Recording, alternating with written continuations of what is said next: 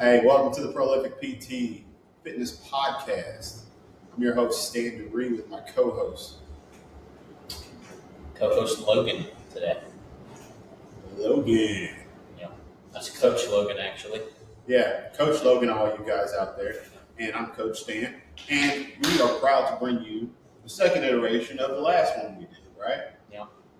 So, first and foremost, I want to ask, not only how was your weekend, but have you been watching the Olympics? Nope.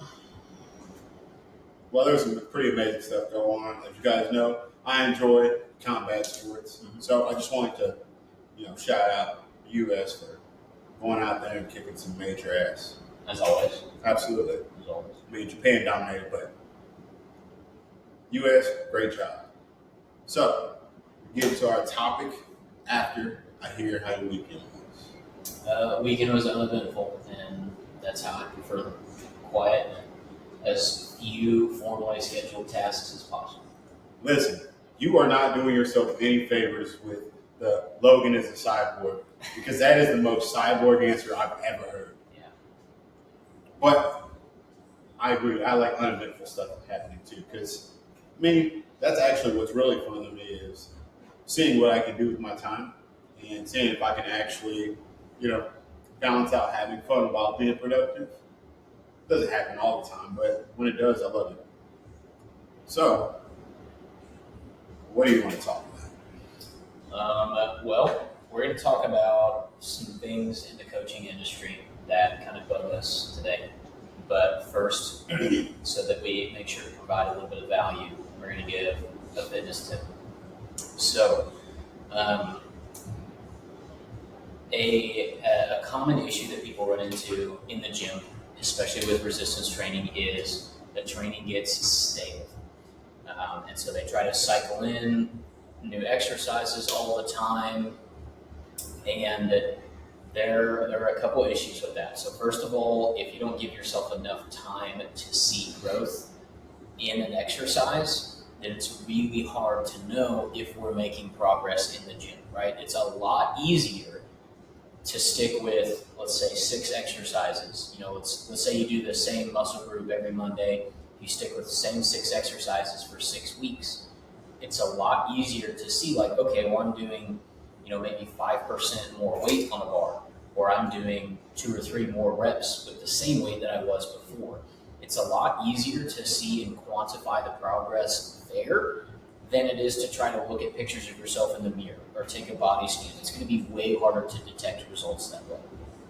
So just for the sake of ensuring that you progress and that you can track that progress, there has to be at least some core consistency to your workouts. Well, there doesn't have to be, but there really should be. And then scientifically, you've also got, and I know we try not to get too sciencey here, so I'll try to... Oh boy, here comes the science. Try to be as understandable as possible. So in sports training, there's a scientific phenomenon called the repeated bout effect. And basically what happens is as you perform the same strenuous physical stimulus over and over and over again, your body actually gets better at recovering from that. And since recovery and adaptation are 2 parts of the same cycle and they use the same resources, if recovery time and the fatigue that you're incurring is going down, then the growth that you're getting is going up. And the less you're sore from it, the less you hurt from it. So sticking with exercises, not just from a making sure that progress is occurring standpoint, but also a just optimizing your results standpoint, you don't want to switch it out too often, right? There's a reason that bodybuilders and powerlifters and athletes, they have programs that are consistent for long periods of time. But maybe they make a small change to a small exercise, maybe every 2 months or so. So I totally get if training is getting stale and exercise variation is, something that you use to break that up. But try first to let yourself get excited about the progress, right? Pay attention to what weights you're using, how many reps you're getting with a given load. try to beat that every time you go in, and then let that progress be what you're excited to achieve in the gym, not what random thing are we going to do today, right? Because that's lots of fun, but it kind of brings down effectiveness a little bit. So have some variety in there so you do keep things fresh for yourself, and so you don't drive yourself crazy, because we're not all professional athletes who don't really care how fun the training is. They just want to get the best results that they can. But keep a couple things consistent. Don't get too crazy with swapping things in and out all the time. Absolutely. And I would even say that is the advantage that like a professional athlete would have, is that they know that what they're doing is going towards achieving what their overall goal is, which is to get better at their sport or activity that they're doing. So that's why we always try to drive home that you need to have an overall core goal, because if you have a core goal, then the things that you're doing around it to kind of build that, that force field around the nucleus of your entire goal becomes more important. And you understand that you're going to have those workouts that may seem like, we're doing that again. Leg press on the menu. Like, yes, you're going to have chicken salad probably, out of the entire, training cycle. You're probably going to have that chicken salad a few thousand times before you can really say, okay, like I get it. It sucks, but you need to have those things. And just to kind of give you a little idea, there's a guy that I like from judo. His name is Ilias Iliadis. And he's been doing the same type of training for the past 20 years. Doesn't compete anymore, but he coaches. And the way that he trains has kept him young. He looks like he did when he was 20 years old. But also, it allows him to connect better with his athletes who are almost 20 years younger than him.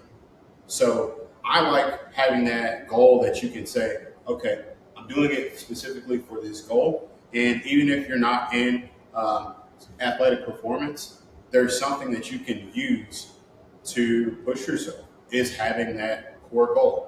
What is the nucleus of what you're trying to accomplish? And I think that's what we all need as coaches and athletes, and as people who are just trying to get stronger or just get more fit.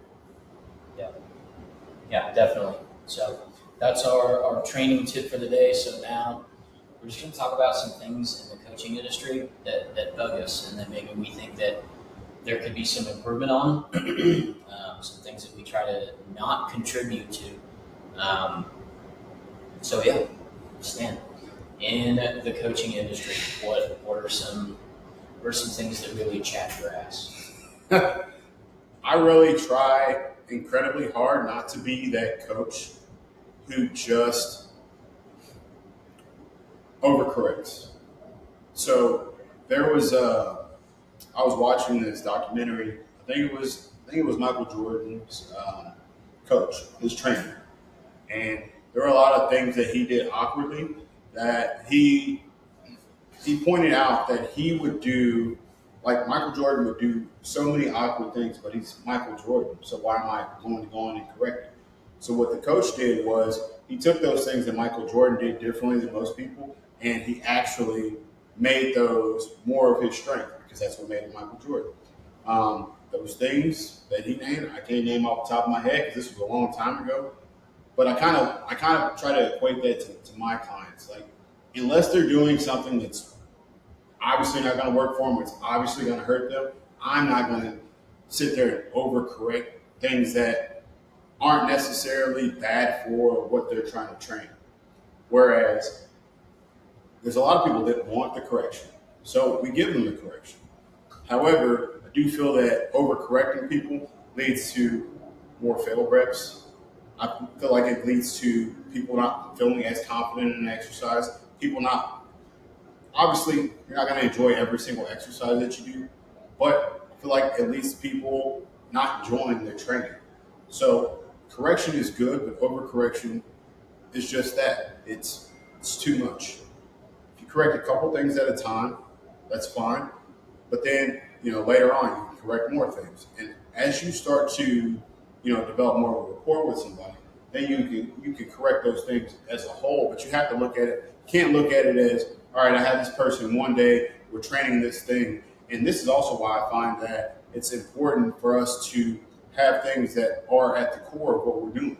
If we don't have things that we're doing over and over again, how are we ever going to actually get better at those things? Right? So the correction it has to make sense. But also, like, if we get a new client in here, we're not going to correct everything in the first day. Yeah. We want them to be able to take those little victories. Like there's something to what I'm saying about doing everything, multiple times. It's the Bruce Lee. I don't fear the guy that practices 1,000 kicks one time. I fear the guy that practices one kick 1,000 times, because that is not only producing that muscle memory, that's producing like confidence, that's producing them getting more comfortable with what they're doing in the first place. But it's also training your muscles the way you want to be trained in that specific movement. That's just one thing though. You give me one and I'll give you another. What's something that really chaps your ass? We live in a really cool time where your cellular device and just a little bit of critical thinking give you near infinite access to nearly all of human knowledge, or at least all of recorded human knowledge, with maybe a paywall or two, blocking you out of the database. Right. Maybe, but there's a lot of free stuff out there. A lot of good free stuff. Yeah. And that's allowed a lot of people to educate themselves on topics non-formally to an incredible degree, but it's caused a lot more people to develop a false confidence in their own knowledge, because they either have an emotional attachment to their beliefs or they don't actually know what research means. So a great example, research does not mean listening to somebody that has a degree in that field talk. People are capable of being wrong. People are capable of lying. There is no magical criteria to getting a degree that automatically qualifies you as being right all the time. We give a Nobel Prize to the guy who invented lobotomies because there weren't enough people that didn't question the fact that we were shoving ice picks into people's eyeballs because somebody who had a degree said that it was a good idea. So we end up with a lot of these folks that refer to themselves as research-based or science-based coaches. And what they really mean is that they listen to, the Huberman podcast and they read one or two books. And if you sat them down in front of a research study and said, I want you to break this down and explain it to me, and then I also want you to tell me how you think this reconciles with some of the other data on this topic, they'd have no idea what you're talking about. They'd be like, I don't know, what is a p-value? What does that even mean? And that's really frustrating because it creates dogma around certain practices that is just absolutely senseless. So the biggest example right now that really peeves me is people will talk about sugar. And they'll say things like, oh, sugar's inflammatory, and sugar makes you gain weight, and sugar spikes your insulin. It's like, all right, let's address those claims one at a time. Is sugar inflammatory? Okay, well, there's mechanistic data, which means that we have observed how sugar interacts with a specific mechanism in the human body. And there's a reason that that's considered like a very low level form of research, because everything that happens in the human body is the result of like thousands of different mechanisms. So there's a reason that mechanistic data is like one of the first steps towards researching a question, right? And so then we move on through a couple different types of studies, and eventually we arrive at the granddaddy, the big boy, the things that really answer the questions, and that's human randomized control trials, right? Because they're randomized, so people don't know what they're getting. They don't know if they're part of the control, the placebo. They don't know what's going on, and it's controlled, so the number of confounding variables is incredibly minimized. And then you get to see the actual outcome. So not what do we think is the outcome, not what does this mechanism indicate might be the outcome. And when you know it in randomized control trials, there is no increase in inflammatory markers caused by the consumption of sugar. So it's like, okay, well, where's that coming from?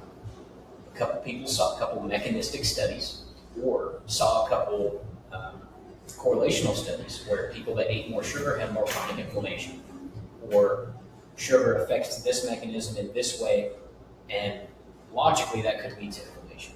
But they didn't actually read the studies. And because they think so highly of their ability to research, they go out and they tell people these things very confidently. And then you say, okay, well, show me the evidence.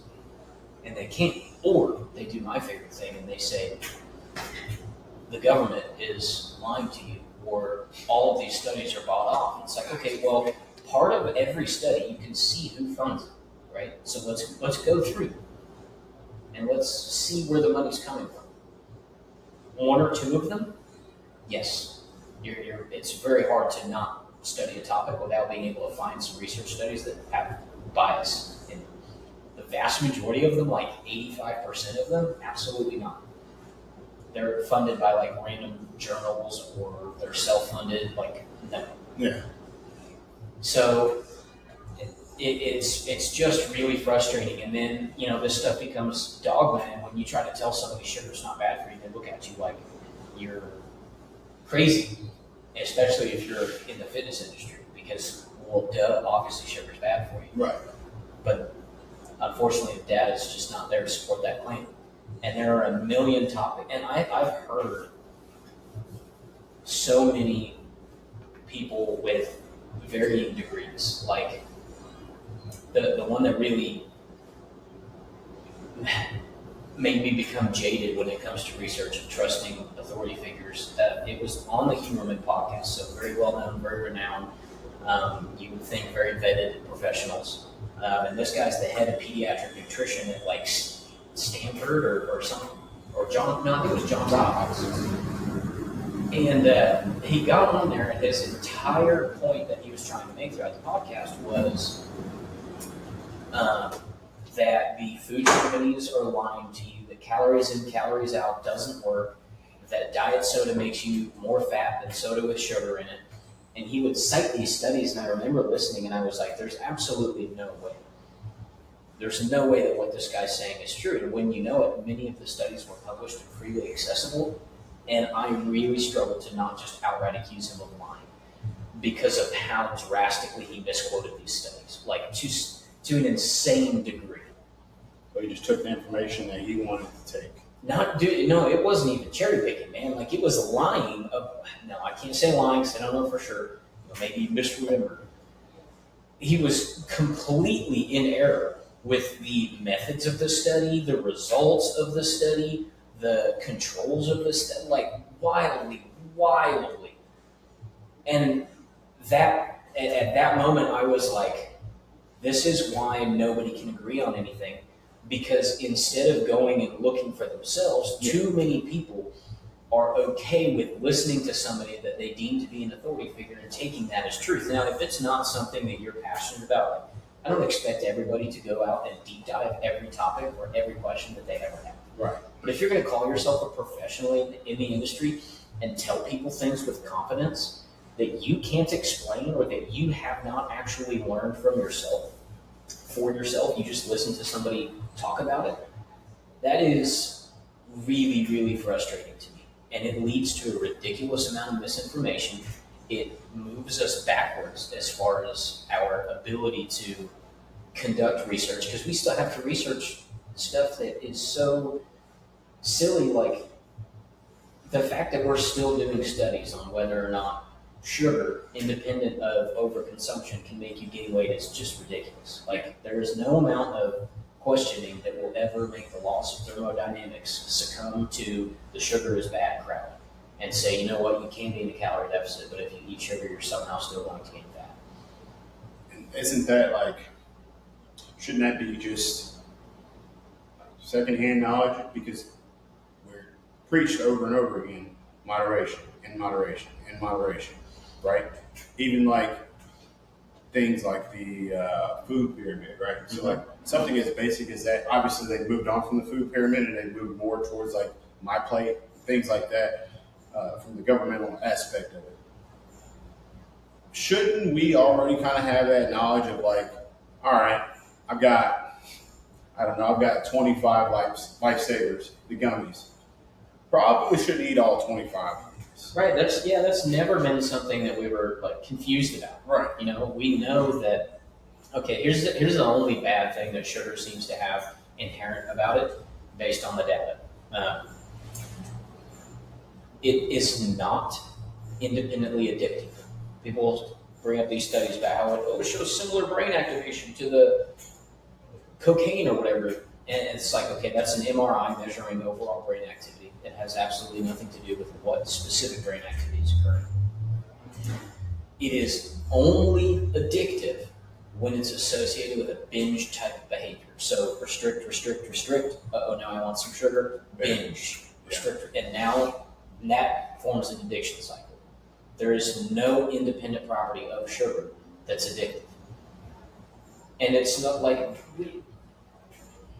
everything in moderation has been something that people have talked about for decades. It's not a secret that if you overconsume any nutrient and enter a caloric surplus, that you're going to gain some fat as a result of that. Now, if you're training, that caloric surplus is going to result in quite a bit of muscle growth as well. So awesome. A lot of us want that. But there is nothing evil about sugar. There's nothing evil about carbs.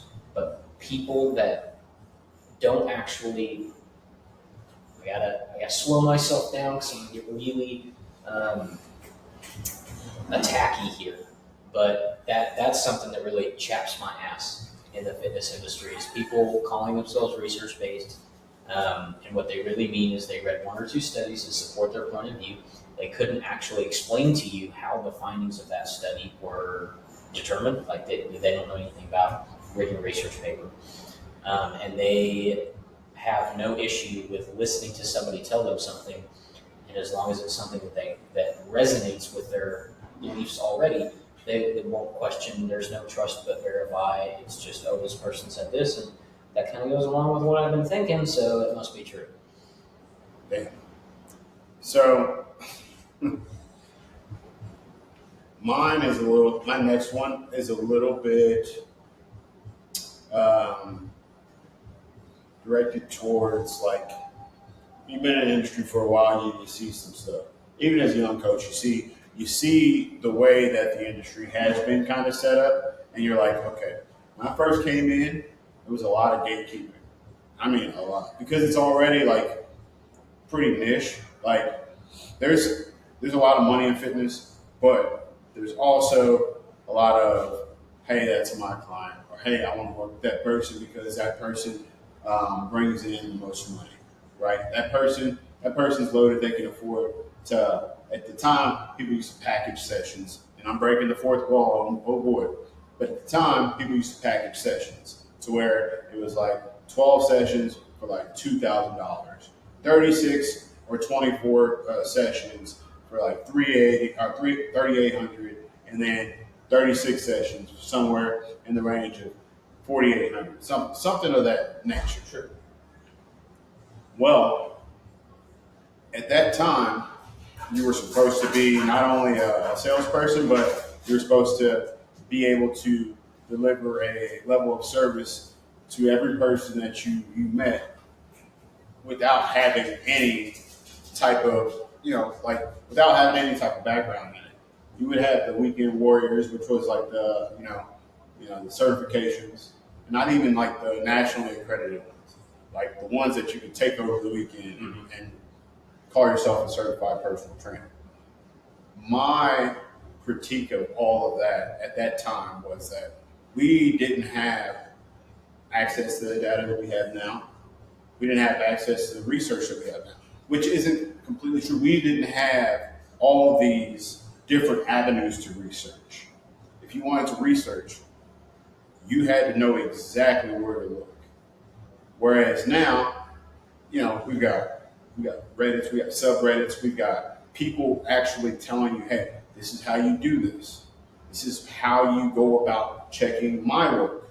Not just taking somebody's word for it, but actually checking what I just told you. There wasn't any of that back then. Back then, and this is, I want to say this is about 11, 12 years ago. 11, 12 years ago, it was, you had a bunch of like new to, mid-level trainers. You would have a like fitness supervisor, and then you would have like the person who designed the, for lack of a better term at that time, the curriculum to teach those trainers. However, my first gym, I didn't have that. I didn't have the this is how you research. I didn't have the this is actually how you train someone who's looking to make gains in strength and muscular endurance. This is how you train someone for strength, and this is how you train somebody for hypertrophy. There's none of that. It was more so go out there and make them have a good workout, which there's nothing wrong with that. But for me to sustain my job and make this into a career, there was nothing taught at that point in time. And I think that has pushed a lot of trainers out of the industry that could have probably been good coaches because they just didn't have the nobody had faith in them to do that, or nobody took them under their wing at that point in time and said, hey, I like the effort that you put in. Let me show you something. Let me show you something that's worked for me, and let me show you what I think could work for you. And the reason why I think now we've got, if you think about it, the people who've been training for some time now, they found something. They've either found something or they're working a couple jobs. They figured something out that works for them financially, in terms of dropping the information properly to people that makes people either stay or they get really good referrals. I think that because we have so many trainers now, there's no way to check if everybody that you listen to actually knows what they're talking about until you apply it. A lot of people don't even do that. They're just like, I heard this. And so not having that kind of mentorship at the time almost drove me out of the industry. And I think that is what's driven a lot of coaches out of the industry. Because I know people who were good coaches, good coaches or good trainers at that point in time that just didn't have that light at the end of the tunnel. And they've been going through the tunnel for 2-3 years at that point in time. So I think that's something that really drives me up the wall is that there were no really good mentorship programs. And now I think there's good mentorship programs. I just think a lot of them are inaccessible to people. I think people don't see the value in things, but also on the flip side of this, the trainers, it's almost like a lot of the trainers get their information from social media and run with it. And I think that's where we have issues that we have amongst the fitness population, not even just the fitness community, but the population of people who come and walk through our doors have ran into someone who has been influenced into thinking that what they were doing was really good training, rather than actually having information that they can go back and refer to, rather than referring to something that someone said without actually having the application on their side that, hey, I've seen this work, I've made this work for other people. So I think that's something that really just drove me up a wall about the fitness industry, was that I felt like at that time we didn't have a lot of teaching. Yeah, that's especially bodybuilding and powerlifting have been gate kept pretty hard. 100%. But now, like I said, the internet can be a beautiful tool, and we have, like, it's kind of funny, the most accredited certifications are also probably the lowest quality that you can get now, because there are actual researchers and practitioners who have said, okay, insurance companies and state boards won't acknowledge the curriculum that I'm going to teach. I don't really care. It's more accurate. So I'm going to go ahead and teach it, and you may not get a certification for this, or you may not get a certification that matters anywhere. but it's going to be higher quality information. Like people like Minnow Henselman, he's got a physique competitor class on hypertrophy, basically. Lane Norton's got a couple of them out there, but yeah, there was a lot of gatekeeping and not a whole lot of effort to teach. But if you are actually in the information and research space, then you know there are a good amount of high-level dudes who are more than happy to provide ridiculously high-quality information, oftentimes free, if not for very little charge. Like mass research review is probably one of the best tools. If you're an athletic coach of any kind, it just saves you a lot of money having to access other journals because they basically just pull the studies that seem to matter the most. They show all of them, they break them down, they offer their own thoughts, but they don't try to guide you anywhere. So that's really cool. And if you're a student, pretty sure they do like discount. Because when I was in college, I believe Mass Research Review does have a discount. They got a discount as long as you show like your Canvas. Yeah. There's a discount where we show your student ID. But that was definitely one of like the first things that I used for research. Yeah, it's an amazing tool. All right, last gripe of the podcast.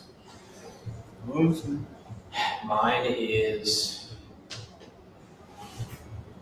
there's a lot of animosity in the industry because, like I mentioned earlier, people have emotional attachments to their beliefs and information. So a good rule of thumb, if you're trying to find an authority figure that has reliable information and that, listen, everybody's wrong sometimes, but at least trusting that the opinions that this person gives are based off of data and not feelings, is if you've heard them talk about beliefs that they used to have or ideas that they've changed or if they say things like the research seems to indicate or based on this, I kind of think this. That's them interpreting data, not applying their own feelings, and definitely it indicates that they aren't refusing to change what they thought was accurate or what was best based on new data, which is really important.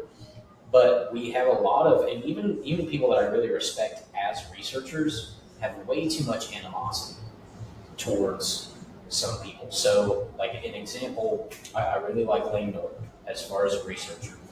I think that the way he thinks as far as examining whether or not something is true, false, optimal, suboptimal, whatever it is, I think that he's very, very black and white, the data says this. Sometimes that does lead to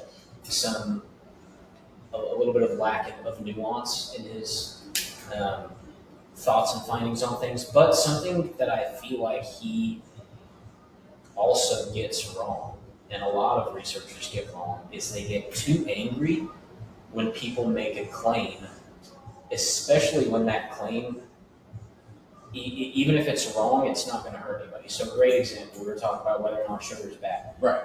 I never get pissy with like clients saying that they don't want to eat sugar because sugar is bad. Or even if they want to disagree with me, because guess what? If they don't eat sugar, they're going to be fine. Yeah. They may be missing out on the potential for some extra gains because it's an insulin manipulation, but that's not even a guarantee, and they probably don't care enough to try to be that purposeful with their food anyways. So, it's not going to hurt them at all. Yeah. But, people get really, really attached to what it is that they believe, and they'll immediately get defensive and start attacking people if they claim that it's not true or if, something's a little bit better.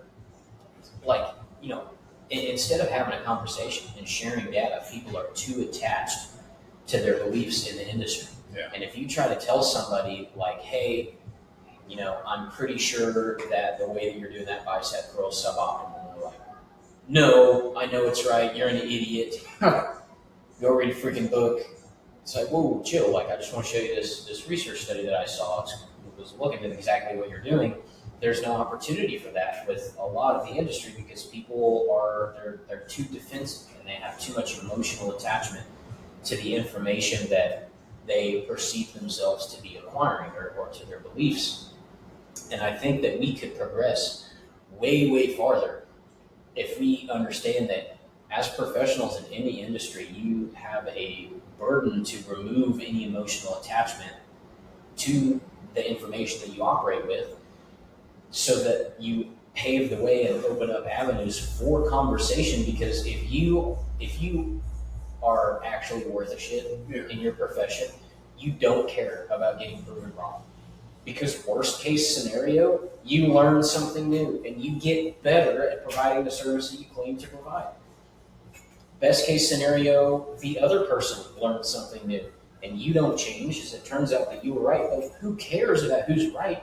If two people go into a debate about a topic, if both of them leave being correct, that's the net positive.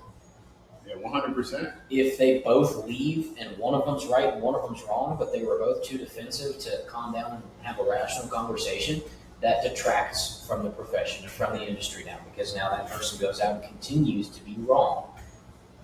And you continue to be an asshole to everybody who challenges you. It's like, just chill out, have a conversation about it. And in a lot of instances, it's beyond okay to disagree, because most of the conversations that we have are comparing something that's like 10 out of 10 perfect to something that is so close to perfect that it might as well be perfect, but it's probably slightly less.